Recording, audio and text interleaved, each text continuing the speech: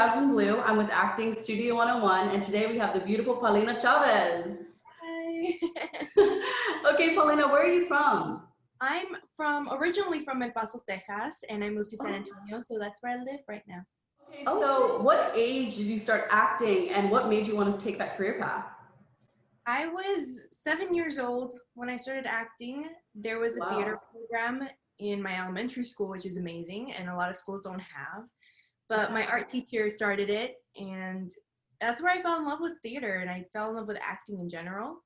Yeah. And when I decided I wanted to do film acting, I was in middle school, and I was like, this is something I want to do for the rest of my life. I thought about being an engineer, because my oldest sister is an engineer. Oh my gosh. Yeah, and I was like, I either want to be that or a detective or a doctor, and I was like, but I really just want to be all of those on screen. So that's when I was like, yeah, I want to do it all. What was your audition process like for the expanding universe of Ashley Garcia?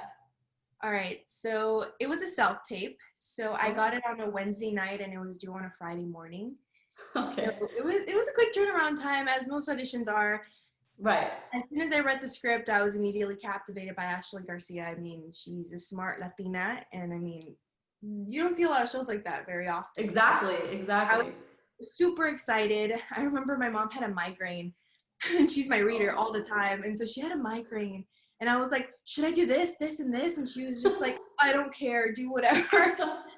And so in the description, they ended up changing this, but in the description, they were like, she's wearing a sweatshirt that says nerdy girl with the periodic elements with pigtails and glasses. So I popped out my lenses and I put my glasses on, I put pigtails on, and I taped on nerdy girl on my sweatshirt. I'm Ashley Garcia. I mean, they liked it. A week later, I got a call. They wanted to fly me out for testing.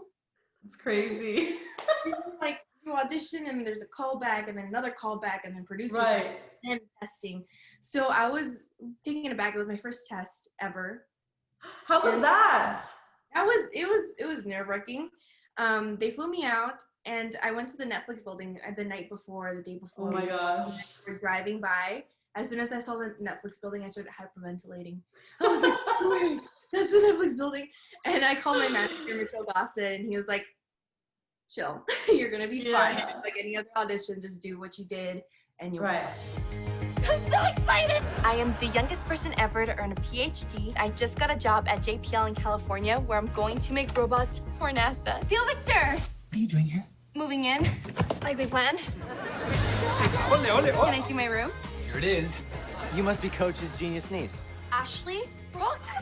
I can't believe it's you. I got the email that all these people were going to be there, and one of them was Mario Lopez, Seth Curlin, David Kendall, and I was like, oh my god, I'm over here fangirling, and my mom was like, you need to be ready, you need to be cool, and I was like, okay, I've got this, I'll be cool.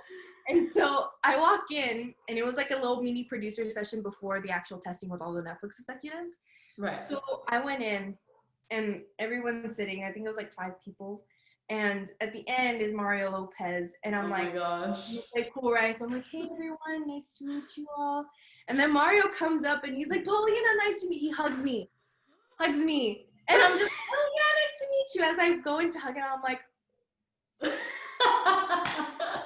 and as soon as we disconnect from the hug, I'm just like, oh yeah, nice to meet you. But everybody was laughing. He knew. Everyone knew. How do you train as an actress? Well, I've trained with many acting coaches. I would go to Dallas almost every weekend. It's like a 5-hour drive. And my mom and dad would drive me. I would have acting classes up there, and then I would come back down to Texas the same day usually. How has it been working with Mario Lopez? Amazing, incredible. He is hilarious. He is such a jokester. But we have an upcoming movie, Feliz Navidad. Dad, coming out November 21st on Lifetime, and there I really got to work with him and get to know him. He is like an older brother to me. That's that I awesome. Like and just pick with, and you know, we just literally before every like emotional scene we had to do, we were like bickering. We were like poking each other's buttons, and then we would get into character. and like, You're like, that's awesome that you have like that relationship where you're just like off camera, you guys are just, having fun and playing, and then you get on camera, you're like, okay, serious, here we go. yeah. Did you move to LA when you were casted in these shows, or did you just go back and forth? So I'm still going back and forth, but for that temporary moment that we were shooting, I was there for 8 months with my mom. She actually quit her job. She was a principal. But Oh, luckily, wow. I don't know. It was great timing. 2019 was like a weird, bittersweet year. My grandma passed away like a week before we had to move to LA. Oh, I'm sorry So to hear that.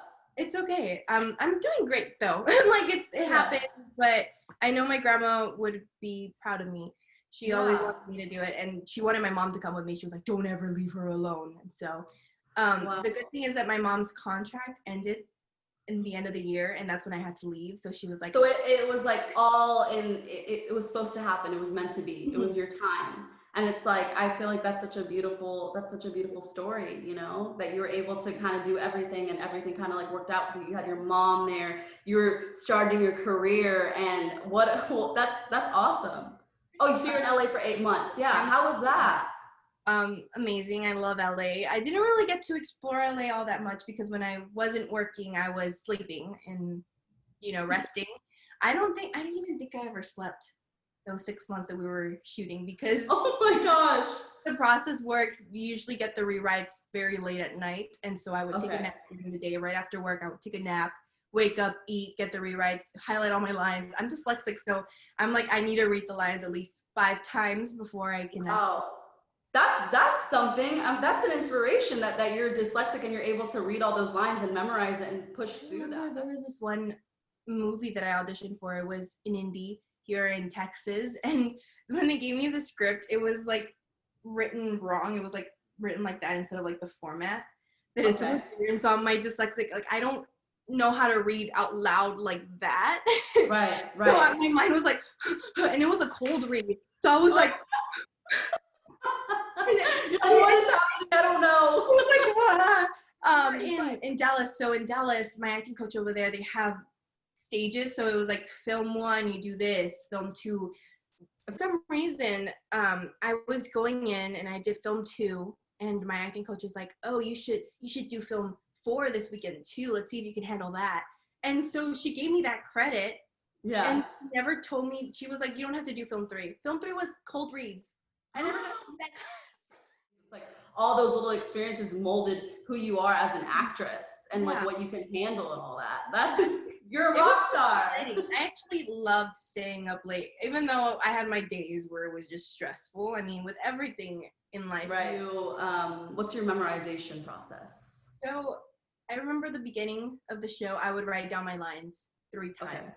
Each of my lines, I would write them down, which was a lot. I don't know how I did it. But eventually I got used to it, and because it was a multicam, we run through the show every single day and we rehearse it so much that That's awesome.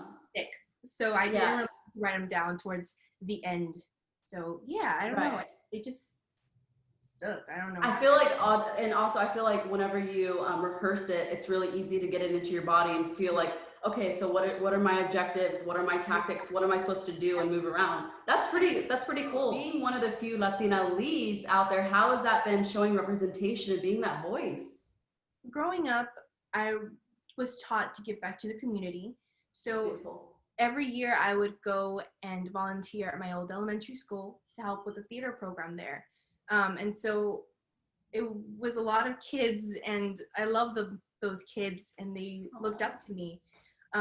Before Ashley Garcia. And so I think that prepared me for being a role model to a lot of Latinos and young people. And you don't see that often. You don't see Latina leads. They don't really showcase that at all. So the fact that you had that opportunity, and you have such a beautiful soul, and so the fact that you were able to take that on and inspire so many little kids and adults and just that community, that's beautiful. It's a beautiful testimony. What are your interests other than acting?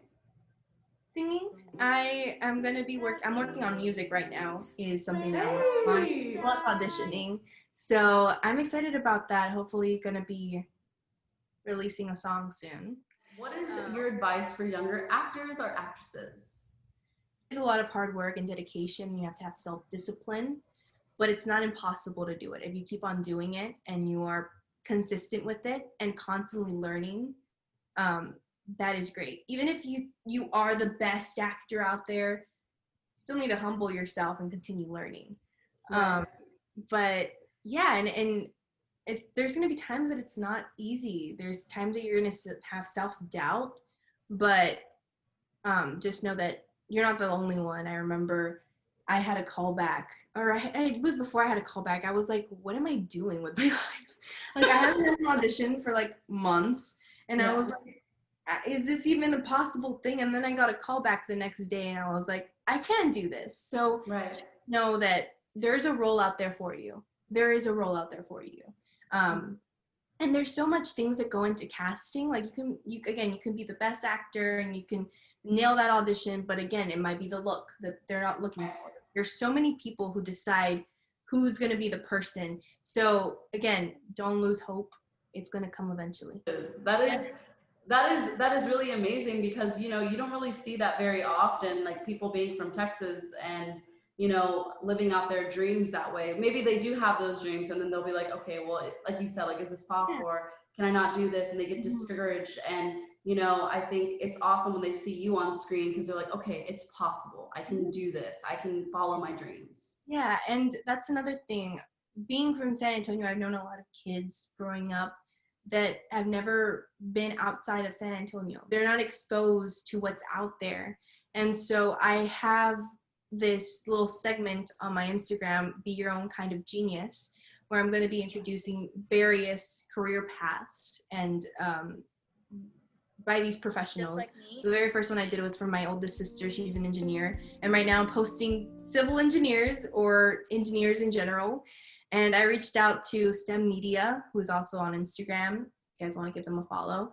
And some of them are going to be sending me videos so that I can post. It's very important to expose our youth to a variety of career paths, because again, growing up, you do what you're surrounded by. If you are surrounded by engineers, then you're probably going to be an engineer. If you're surrounded by doctors, you're probably going to be a doctor.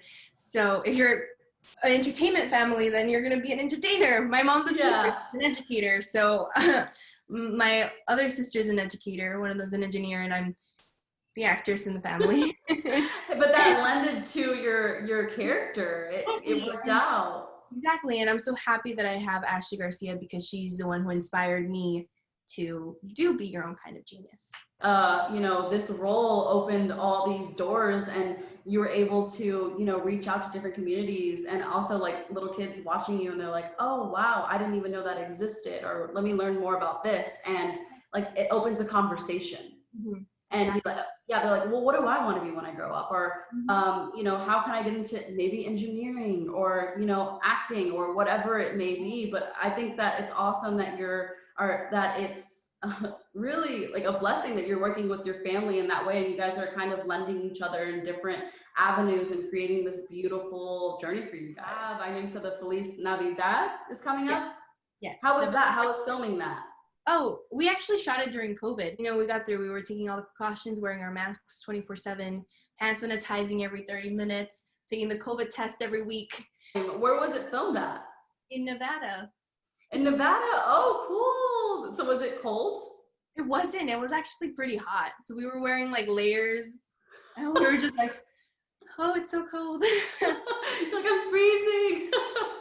Okay, well, look forward to that, and I'll post that in the link. But yes, thank you so much for joining me. I wish you the best in your journey, and thank you for taking this time.